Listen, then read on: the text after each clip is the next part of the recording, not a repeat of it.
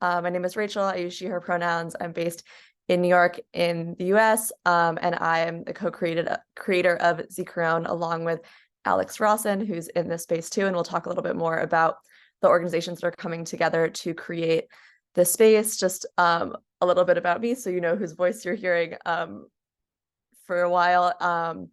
I am a social work student, a Jewish professional, and a grandchild of Holocaust survivors, and that has led me to be in this space with you all today.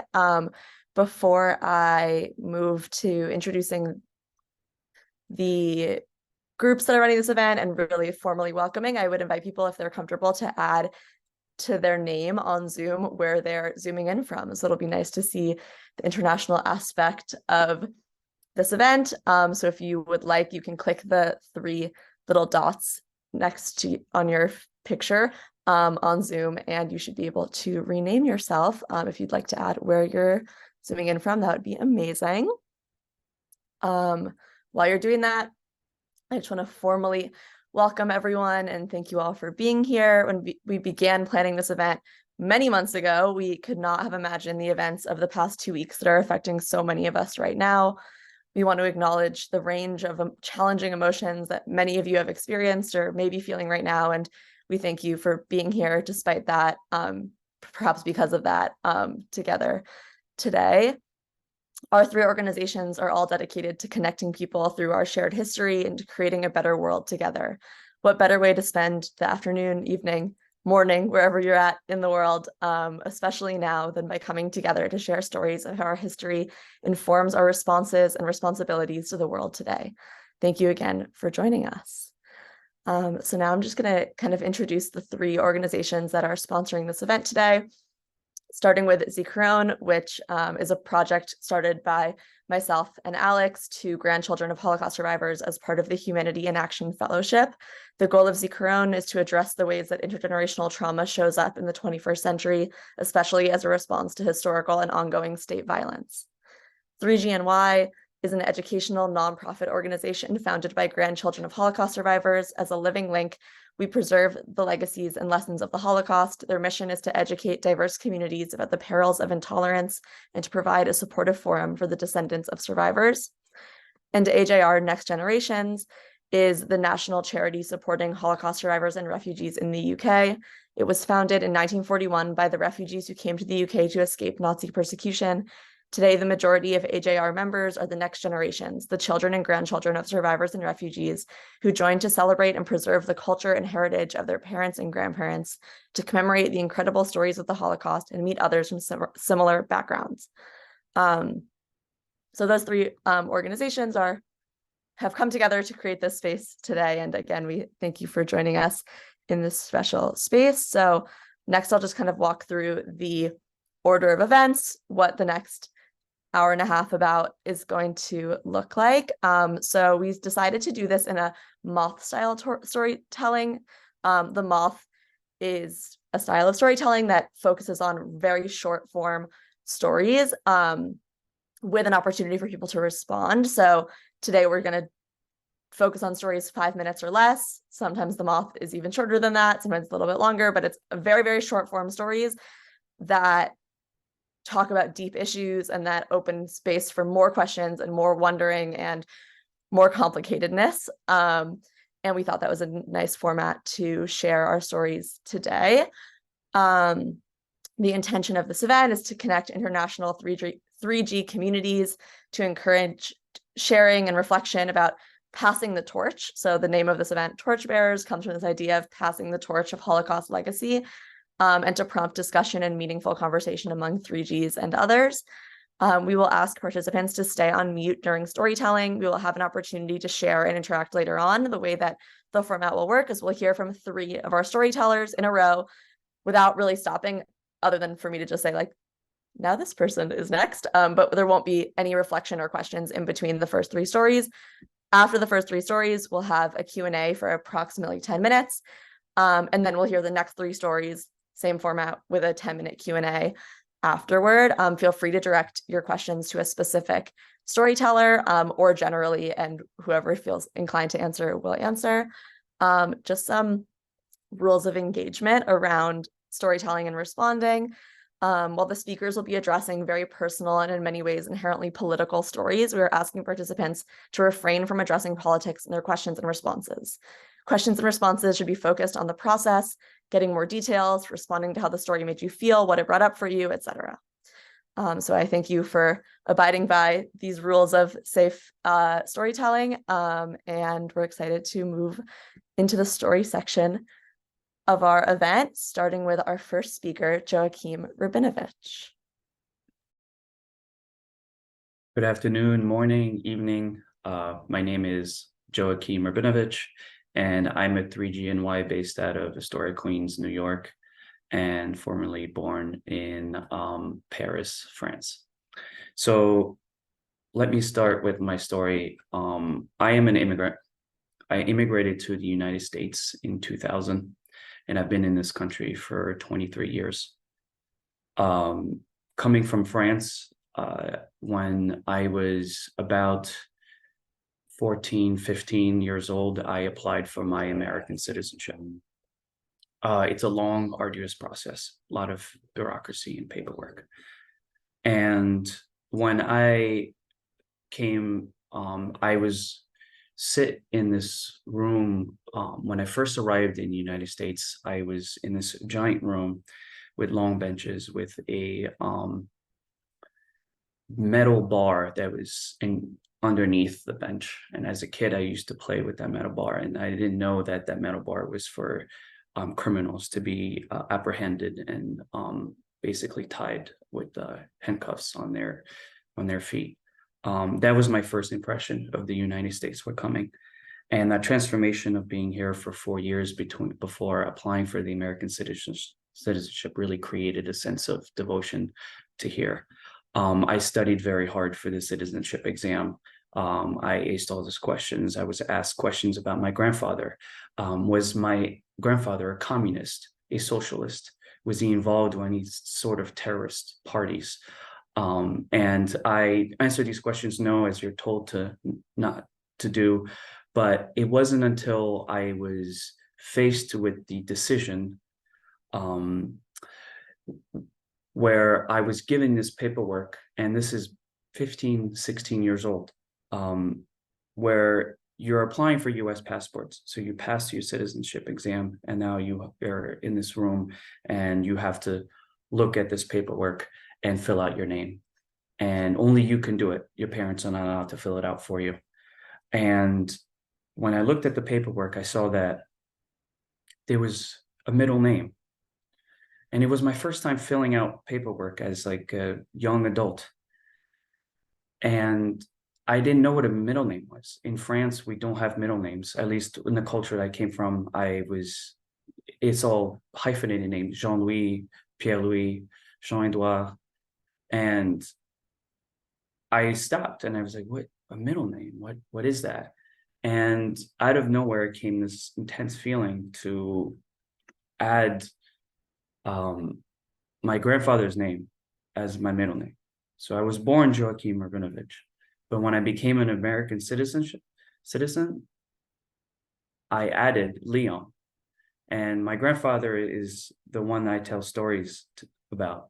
And I didn't really know the repercussions of doing this. When you're 15, 16, I thought, oh, I'm doing a nice gesture. I'm taking on an additional family name to remember my grandfather who passed away when I was 1. I never really met him. And I had no idea that that decision would set me on a path to learn about what happened with my grandmother, and especially my grandfather. It really set the course for me to understand how did they survive the Holocaust? How did my grandfather fight for his own survival in France during World War II? And that was kind of a pivotal moment in my life. And I had no idea I was doing this until I just would sit on the phone with my father for hours and hours and hours talking about the history of my grandfather. How did he survive? Where was he in like specific dates? How did he get captured and sent to the Dachau concentration camp?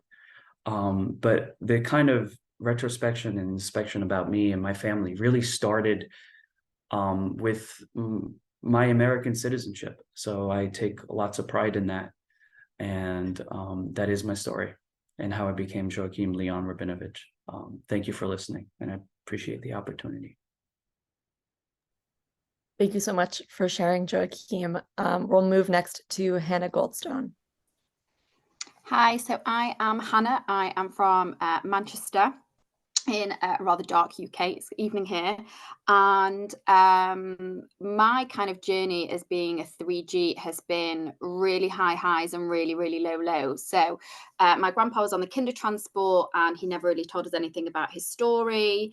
But we just knew that he was from somewhere else because he had this accent. And we grew up in a community where there are lots of Holocaust survivors, and they were all, I hope they don't mind me saying this, generally quite small people for obvious reasons.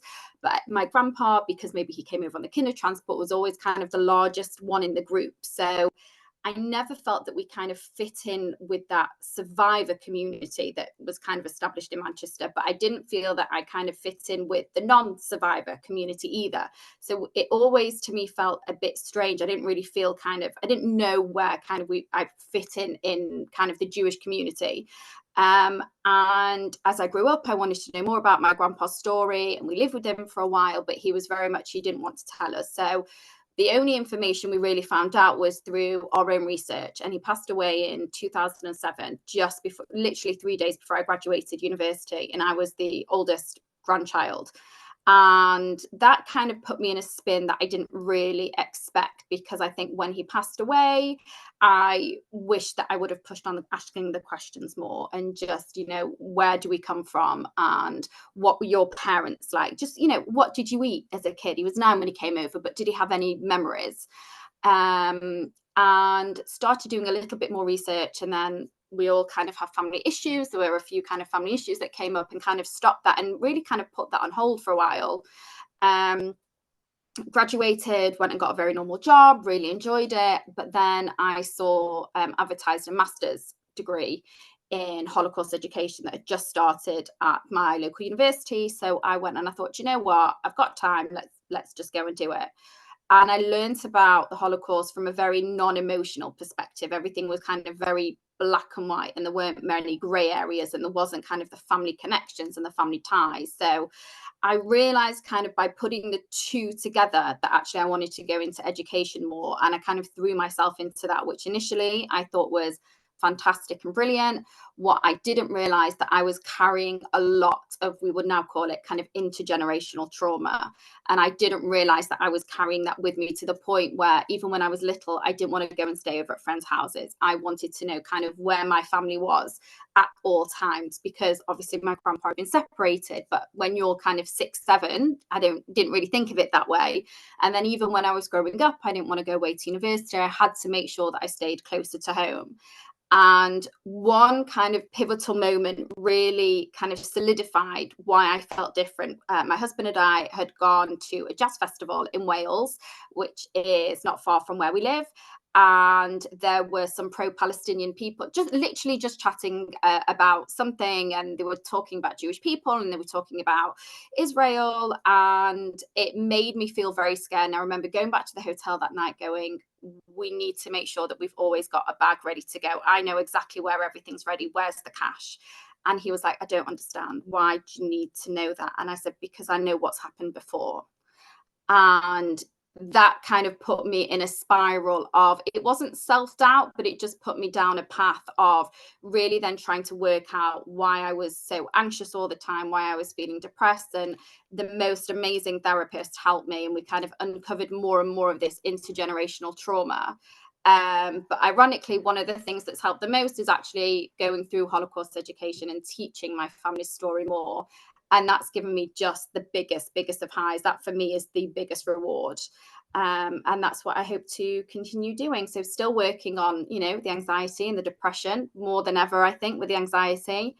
But yeah, I think being a third gen is something very, very special. Thanks. Thanks so much, Hannah. Next, we'll turn to Leora Klein's story. Thank you. As a little girl growing up in Queens, I used to have nightmares that the Nazis were coming, and I had to hide with my sister in the bathroom. In fourth grade, we moved to Short Hills, and my dreams became more sophisticated. I had to grab my glasses to hide, because if I didn't have my glasses, I couldn't save my mother. And our house was 2-story, and I had this plan that we would hide in the bathroom, and I would throw all the towels from the bathroom outside so it would break our fall, and I'd hold my glasses and the Tylenol, because in case my mom was hurt, I'd have the Tylenol. But I don't think I ever told my parents about these dreams, because they were a luxury. I didn't survive the Holocaust. I didn't survive the Nazis. Being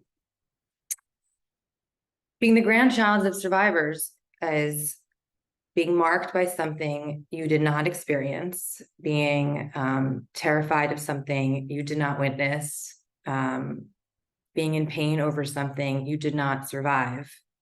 And yet, all the same time, it's a low-grade fever that you cannot treat, and it doesn't go away. My great-grandmother, Teresa Meyer, was 40 years old when the Nazis took her and her daughter to Auschwitz, deported them to Auschwitz, and she was put on the line for labor. She was a young woman, and so was her daughter. And in her attempt to protect her daughter, she raised her hand and said, "Mein Tochter ist krank." She spoke perfect German, which means my daughter is sick. She thought that if she went on the other line, she would save her daughter. And as we all know now, they were just sent straight to the gas chambers. I think the hardest part of being a 3G is having children and my little 4Gs, and knowing that you can't protect them. And in the wake of what happened October 7th, 15 days after Hamas brutally attacked Israelis, I'm upended by my inability to reassure them, because I know as a 3G just how deeply the world hates Jewish people. Thanks. Thank you, Leora. So now we'll take about 10 minutes to have an opportunity for questions. I would ask to just keep it organized, to maybe raise your Zoom hand if you're able to do that. If not, maybe just write in the chat that you have a question, and I will call on folks to ask a question, either to a specific speaker or generally, and if generally, I'll direct it to a speaker. Or a reflection, if not a question.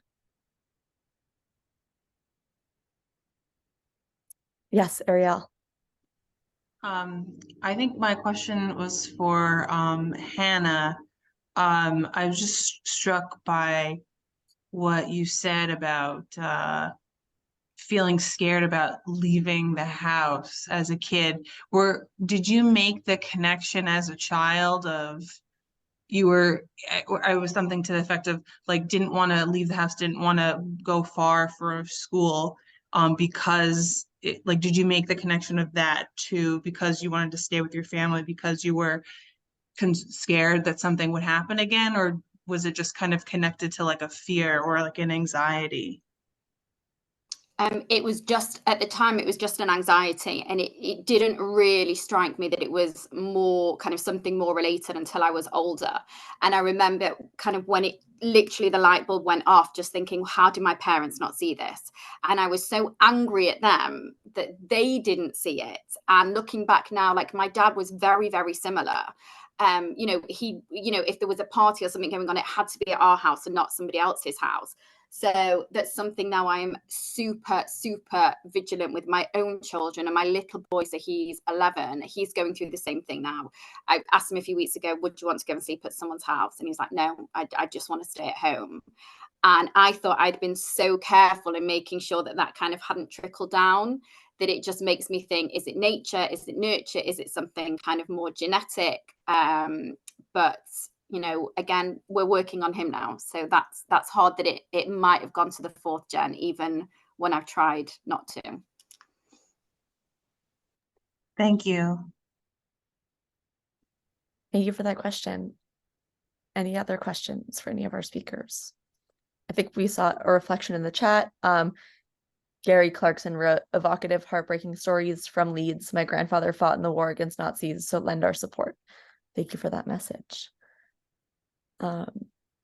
Any other reflections or questions for any of our speakers? Can I ask a question? Yes. Hi, my name is Kira. I'm actually here with my friend Jen. We're from San Francisco, but we're actually in Krakow, and we are going to Auschwitz tomorrow. And this felt like a really timely participation moment for us. My question is about 3G's relationships with their parents, the survivor parent. So their second G, 2G. And if there was a culture of silence around this topic in their home, if so, what did that look like? What did that mean for them? What did that silence do for the rest of their lives? I would be happy to answer that. Yeah. So I was thinking about it today, in fact, because I don't know how I had these dreams or these nightmares that the Nazis were coming, because my grandparents didn't talk about it. I have 4 grandparents who survived World War II and the Holocaust, and none of them spoke about it. So I think there was an internalization of conversations taking place in other languages, like Hungarian, that my parents, who are also not born, I'm the first American in my family, spoke. I think there was a very anxious mentality around the children. My sister and I at the time were the only grandchildren. Now there's my brother and first cousins. We're all adults with our own children. But I think that the silence was made to protect us. They never wanted to talk about it in front of the children. And at the same time, it created a tremendous space for our own horrific understanding, because we were exposed to it, whether it was at school or my family only hung out with immigrants. Like they played rummy, they smoked cigarettes, they ate walnuts, so we were absorbing it.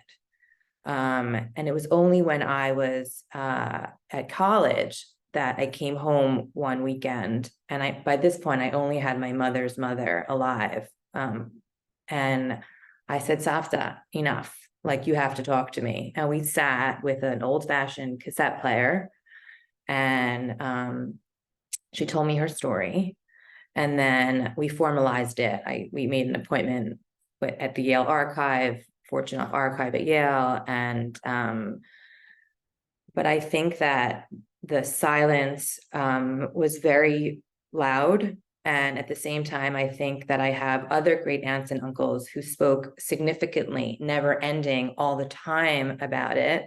And that created a really complicated relationship for my parents' generation with those aunts and uncles. And not insignificantly, one of them never had her own children, because she was constantly hearing the story of her mother, who they lived in Canada. They also survived Auschwitz. And I think that there's a lot now in the research. Like Helen Epstein wrote Children of the Holocaust. That was like the 2Gs. And now there's a lot more research about the 3Gs. And to Hannah's point, I have 3 children, and one is incredibly anxious. Do I need to blame Hitler for that? I don't know, So I think it's great questions that you're asking, and I don't necessarily have the right answers, but I think there's a lot of danger in silence, even if it was an attempt to protect us. Thank you for being here. Good luck tomorrow. Thank you for sharing. I'll also just share some of the reflections on that question in the chat. Ariel Foster wrote, the silence was out of respect for our 1G who did not generally like to discuss it. Bria Paley wrote, my grandfather recorded his story for Spielberg, but didn't want it released until he died. Also, I'm in Astoria, so Joachim, be in touch. Ariel Delman wrote, my family was almost opposite. There was almost no time of talking about my grandparents without it being discussed. Once my parents told me when I was about 10, even directly with my grandmother. More conversations about the Spielberg archives. Ben Holland Young wrote, "The silence in my case came directly from the silence of my grandmother. She didn't say why her and her mother left. They were Catholic, not really, of course, but still, and that was that. So the true story didn't come out until a year or so ago when I found it on Ancestry in my own research." So as you can see, people have very different experiences with silence. In my family, there was no silence. It was talked about all the time, every meal, constantly. And it really runs the gamut from silence to constant storytelling, and super interesting to get all of these reflections. I think we have time for maybe one more quick question or reflection, if anyone has anything they'd like to share or ask.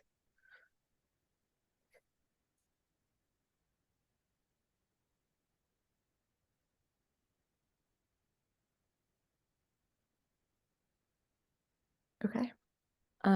We have one more message in the chat from Eleanor Tom. "I've written about my grandmother and I'm booked to do some events in the next month. I'm struggling with how to talk about this story to primarily non-Jewish audiences after the events that have happened in Israel and the non-Jewish people, the way non-Jewish people have reacted.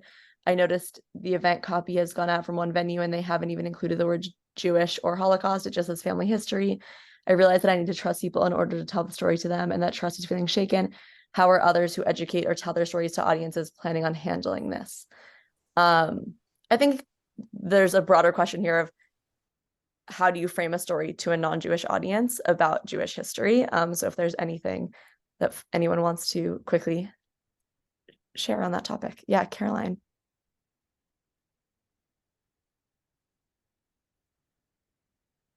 Oh, we can't hear you. Yeah, sorry. Yeah, I'm not got a direct relative descendant, but I do projects with Hannah. I think Hannah was also Hannah Goldstone was putting her hand up, and this is something. Yeah, we've got a lottery grant. We're going to start delivering in 12 schools from November, and it's something that's definitely going to have to be discussed by us. There are resources, so Eleanor, we could maybe send some stuff on to you, or Hannah can, through the network of looking at both sides, and it can be sufficient to say that that's something we're not going to ignore, but it's not what we're looking at specifically. I don't know if Hannah, you want to butt in as well.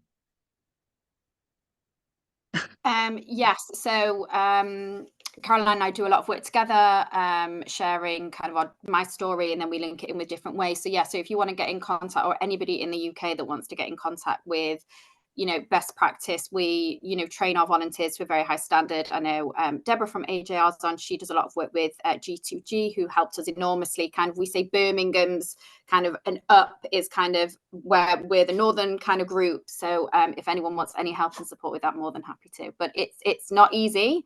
And a lot of it depends on the school, a lot of it depends on the parents, and a lot of it depends on the teachers. So there's definitely not a one size fits all rule. But for anyone thinking of doing it, you get so much out of it. I would definitely encourage that. Great, thank you. Okay, so we're going to move to our next group of speakers. Oh, Deborah, did you want to share something?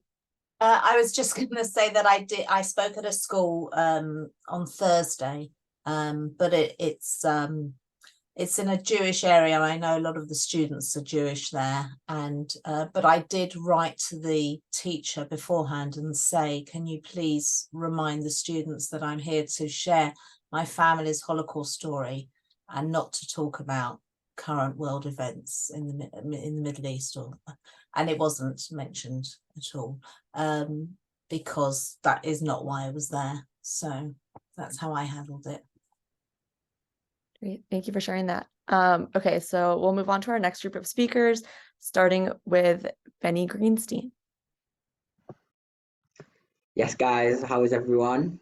I'm Benny. I'm from Manchester, even though I'm living in London. I'm in London right now, but I'm a proud Mancunian, so that's why it's next to my name, Manchester till I die, and you'll find that nearly everyone from there thinks the same thing. So my grandpa is a Holocaust survivor. He passed away last year, and he's just an icon in my life. So I do social media full time, mainly on TikTok. So I'll go out and interview people in the street, and then I was just talking like about my own experiences in life and all of that. And then the other month I was thinking, why have I started all this? And it was to start making documentaries about my grandpa's story and how to make it relevant, because I think it's quite unique for someone like me who's proudly Jewish and looking like I do, you know, with my crazy teeth and hair. I hope you can all see them.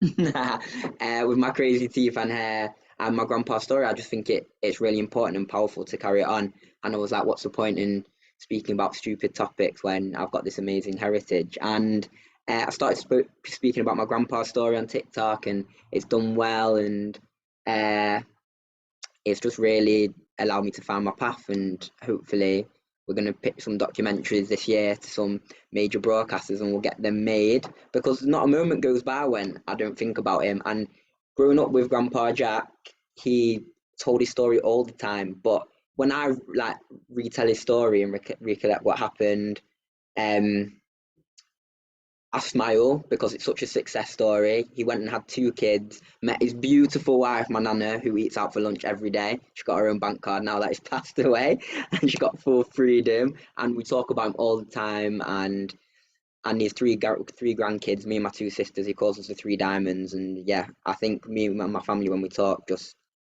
everything always comes back to him. So we love him to bits. So I'm going to tell you his main story, and it's a great metaphor for your life.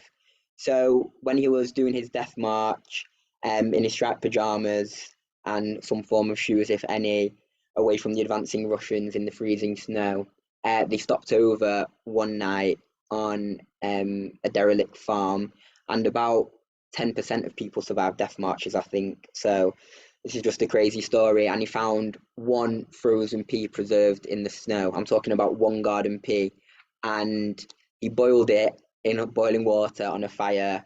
And then he saw the other survivors, or concentration camp members, looking at him, and he was getting nervous because he didn't want anyone to steal it. So he quickly, I think it was still a bit raw, took it out the water and then cut it into 4 pieces so it would last longer. And when I tell people that story, I think it just shows how hungry and how desperate a person can be. For 1 garden pea to mean so much to you that you cut it into 4. And yeah, it's always his go-to, a great metaphor for life. And do you know what Jack said as well? Every time he goes to the supermarket, he looks at the frozen section and he looks at the garden peas, and he says in his Polish accent, I don't even like peas. So he didn't even like them in the end. But you know what? He could have bought hundreds of thousands of peas after, because he made it. And, you know, it's such a positive outcome. So everything I do is for him. So anyone can take that story with them. Like, and it applies to the current world situation today, you know. If you're having your moment of 1p, hopefully you'll achieve, you know, what Jack did, going from the camps to Manchester, which he described as heaven. And let me tell you, it is heaven. So everything's for him. Thank you for listening to my story. Any questions, just let me know. And so much love to all the other 3Gs for being here, and my mummy and daddy watching, because you're my number ones, and I hope I do you proud. Thank you so much, Benny. Next, we'll hear from Raina Blair.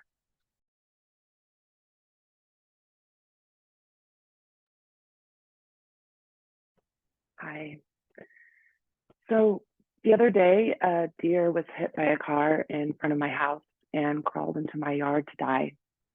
I heard the crash, so I ran up the hill to the driveway, and I found the deer laying there alone, and the driver speeding off. I mean, the sun can sometimes cause a glare that confuses drivers and wildlife both.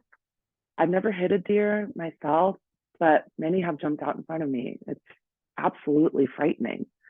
The other day, I stopped in the road to watch a pair of male deer pirouetting next to a stop sign. Their antlers were huge and majestic. I can't imagine the horror of hitting one with my car. But then again, I'm no stranger to horror. I'm a 3rd-generation Holocaust survivor. My grandmother went to Auschwitz and lived to tell me all about it. I'm 7 years old. I'm at Yad Vashem. I remember looking up at a massive photograph of a man in black and white pajamas. He was sitting behind a barbed wire fence with his hand resting on it. There were dots of blood where the barbs were poking him. He didn't care. My grandmother came up from behind me and asked, what was I thinking? I looked up at her and said, but why did they kill the children?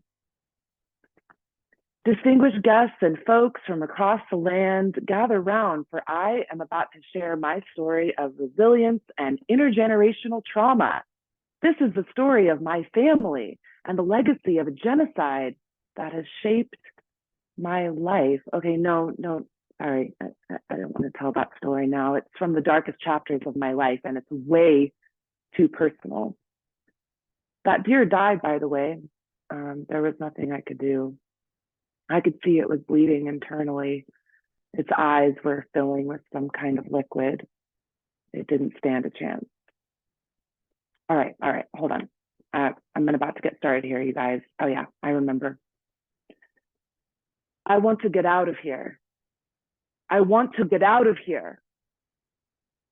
These were the words spoken by my grandmother when she was in Birkenau. I don't know if she said them the first time she was there, you know, the bad time, although I'm sure she did. I'm sure she said that and so many other things, but I wasn't there. I didn't hear her say it. Or maybe she said it the second time she was there. After the war, she fled Europe and settled in New York City and didn't return to Poland until 1980. 1980, I know. You're probably thinking what I'm thinking, right? Rough time to go, huh? I mean, the wall was still up. The stench of likelihood of a nuclear war filled the streets, and she and her husband trekked off to Birkenau for a casual vacation. And it was in the winter. She always had a flair for the dramatic. But I wasn't there that time either. I wasn't even born yet. But I bet you $1 million she said it then too. I want to get out of here. Get me out of here. Okay, yeah, that's it. That's exactly what she said the time that I was with her in Birkenau. It was 1997. I was 16 years old. We're standing there in a field, and she's telling us the story of when she arrived. She was inspected by Dr. Mengele. They separated them into two groups and stripped them of their clothing. They were told to remain separate and lie in the field. One group would be killed, one sent to work. The tricky thing is they didn't know which group was which. So night after night, she could see bodies moving through the field. One person would slither over to this group, then another would slither over to that group, all the time hoping that they would end up in the right group. So here we are, back in this exact same field, and I hear her shriek. I hear those words, you know, the ones I keep saying, those words that I will never, ever forget. A breeze came across the field, and I looked over at her just as the sun was finding her face. At that time, I didn't know who I was as a Jew, as a granddaughter, as a third-generation Holocaust survivor. And when she yelled these words, I knew something was deeply wrong and had been for a long time. But there's always something wrong with every family. Every family has a story and a past.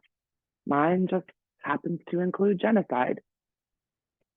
By the time I was a teenager, my grandmother had started talking more openly about the war than ever before. My war, she would say, back in my war. She would make some really dark jokes too. One time we pulled up on a busy street to get some to-go food. I was in the passenger seat. She leaned up from her spot in the middle of the back seat. You know, the one that all grandmas occupy every single time you go anywhere in a car. She leaned forward and said, "Oh, you're double parking here? The privilege. In my day, they would kill a Jew for double parking." And then she leaned back, rifled through her purse, and pulled out an old jar, offered it to me with a smile, and said, "Raisin? I want to get out of here." Okay, we're back in the field in Birkenau. I'm 16 years old, and I'm not prepared for this, you know? There's no books for this. There's no home ec class to teach me how to deal with this, but I'm hurting. And I want to know if other people feel this hurt too. I don't even understand this pain enough to know what to do with it. And there's this primal scream growing inside of me because I'm 7 years old, I'm 16 years old, I'm 25 years old, and I don't know what to do with this pain. But then a voice inside me says, "Get yourself together. Do you think you're the only person who's lost family in the Holocaust? Do you think you're the only person who has lost a family member to war? People are dying every day, every day. This isn't a sitcom that's going to be wrapped up in 30 minutes with a nice little conclusion story. This is life. People are dying. What are we going to do about it? Thank you. Thank you, Raina. We're going to move to our final speaker, and then after this speaker, we'll invite questions, reflections, and comments. Ella Garay-Ebner.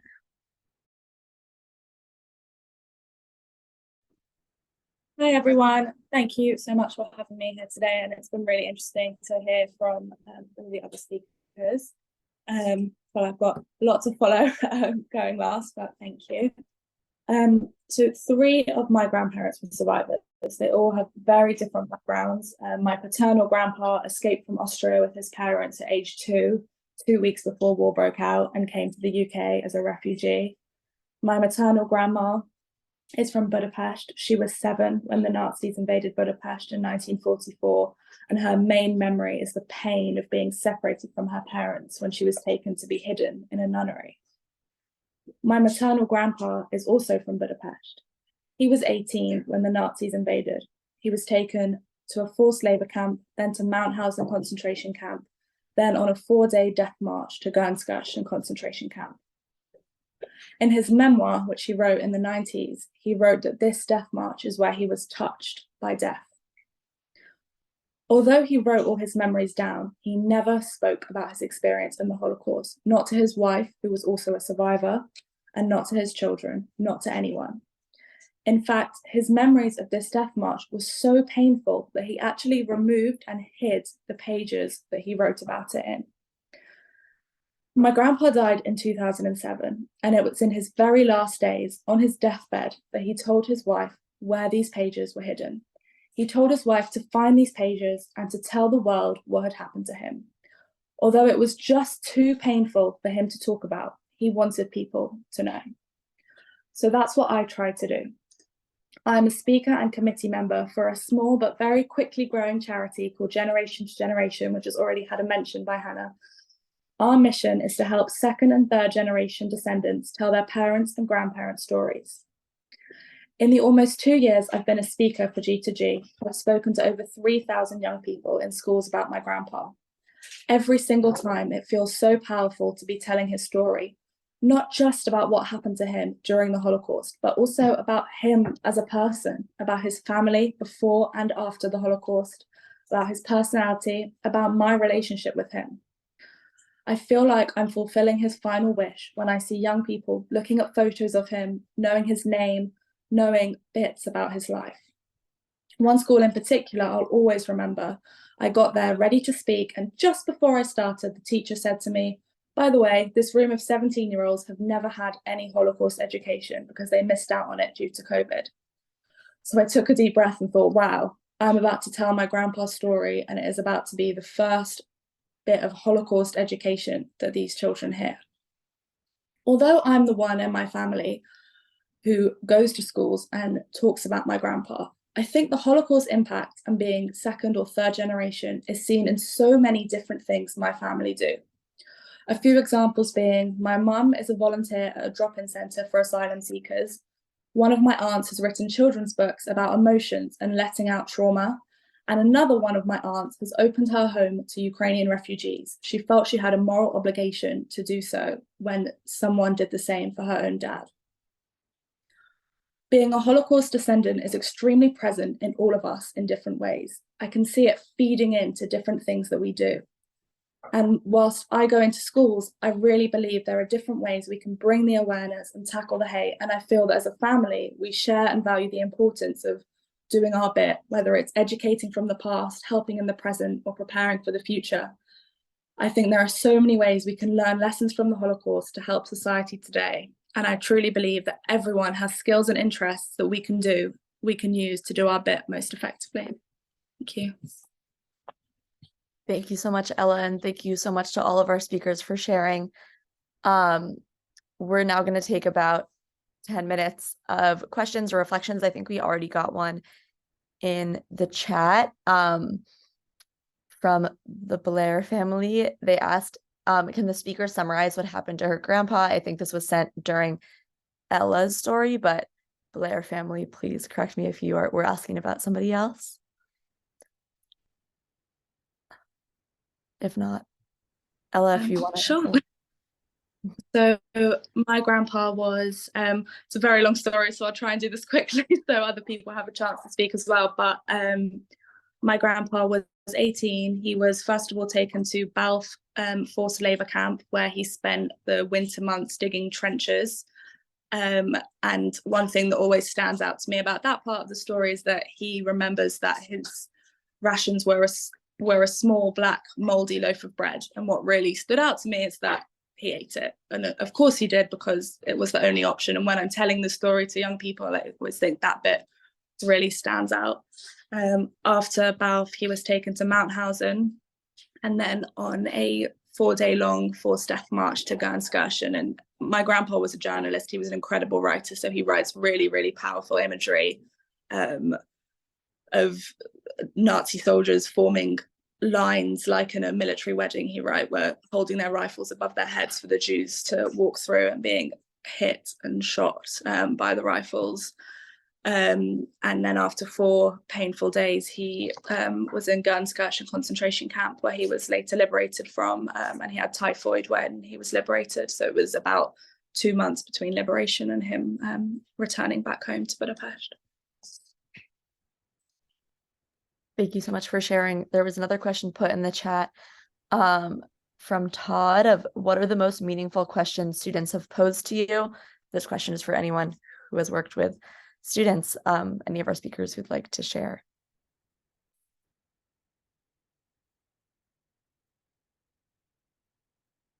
I'm happy to share again, although I feel like you've heard a lot of my voice. But one always stands out to me actually is when I talk about my grandpa, and I then mentioned that my grandma, his wife, was also a survivor.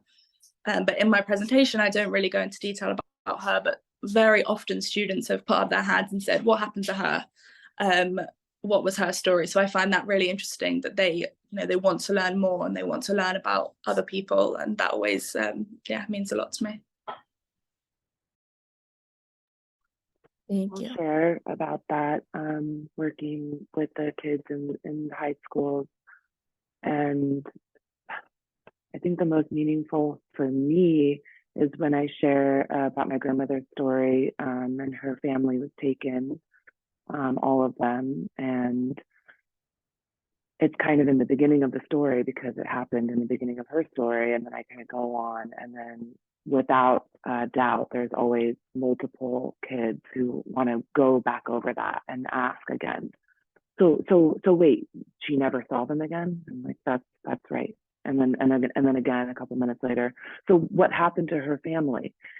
And it's just heartbreaking. I don't want to be the one to tell them those things, but just seeing their minds try to make sense of that, it's just absolutely heartbreaking. But yeah, it's something that comes up very often. It's quite unbelievable. Thank you. Hannah Goldstone wrote in the chat, I have found that the most meaningful ones are when they want to know about the individual and they ask questions such as, what was he like as a grandpa? All right, any other maybe 1 or 2 questions or reflections before we move on?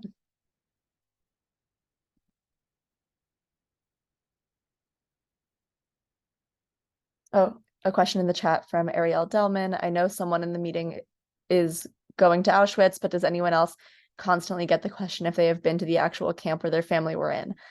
Also, separately, if there's anyone with family who were at the camp in Plazow, Poland, I would be interested in connecting.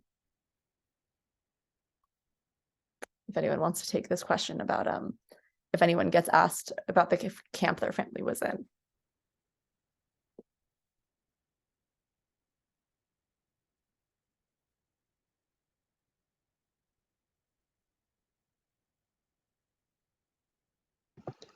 You know what?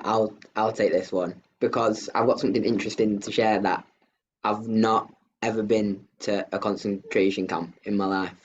And first time I went to Poland, which I'm not even sure how old I was, I I was still a teenager, if that. So we went to see where my grandpa was buried, but I've just never gone to a camp, and I couldn't even give you a reason why. But I guess it's all about when you feel ready, because it's so intense, and I think if you go at the wrong time, I don't think it's gonna make you, you won't, if your brain's not developed. Like it took me a long time to grow up. I couldn't only go at a point in my life, which has probably been like only the last year and now into this year and beyond, where I feel ready and I feel like it's the appropriate time. I think with going to a camp, you need to be in the right headspace. And yeah, but a lot of my friends ask me, and they've said, can we come with you and everything when you go? And these are my non-Jewish friends. I've got a lot of non-Jewish friends, so I think the interest from my friends in my Judaism and my grandpa's story is amazing, and I've always felt so touched by it. So is my mom and my dad, because they always ask about it. They ask my nana, and they tell my nana how lucky she was to have been married to a survivor, and just their willingness to even offer, to come to Auschwitz for my first time, just to support me. I think it's something really special. So you hear a lot of scary stuff about non-Jews' actions towards Jews, but in my life, the non-Jews have just been so amazing about my heritage, and that's something that I'll always pass on to all you guys. Like most people out there are positive and supportive of our stories, and they're such special stories, and they don't just have to be appreciated by the Jewish community. They go above and beyond that, and it's something that connects humans, because it was just such a terrible time, and passing on the stories, you can just learn so many lessons from it, no matter what your background is. So yeah, when I'm ready, which is probably in the coming years, I'll be going to Auschwitz, and then I can get back to you about how it was. But to anyone that's been, I commend you, because it's such a special and horrifying thing at the same time. So yeah. Thank you, Benny. I think that is actually a really perfect note to end this section of the storytelling on, this idea of mostly people don't want to harm each other, and mostly people want to be in solidarity with each other, and kind of keeping that in mind through stories of horror and trauma and darkness, that generally people are good, I think is a nice note to end this section on. And I'll pass it over to Alex to guide us through the next section. Hello, everyone. First of all, just a thank you to everyone who has shared in person and in the comments their stories, their perspectives, their thoughts. To introduce myself briefly, my name is Alex Ross, and I'm based in New York City. I am a 3G, and along with Rachel, I co-created the Zikaron project. So a few disclaimers about what's going to happen now. From this point forward, to protect everybody's privacy and right to share intimately, we're going to end the recording as we move into our next section. I'm going to invite you all shortly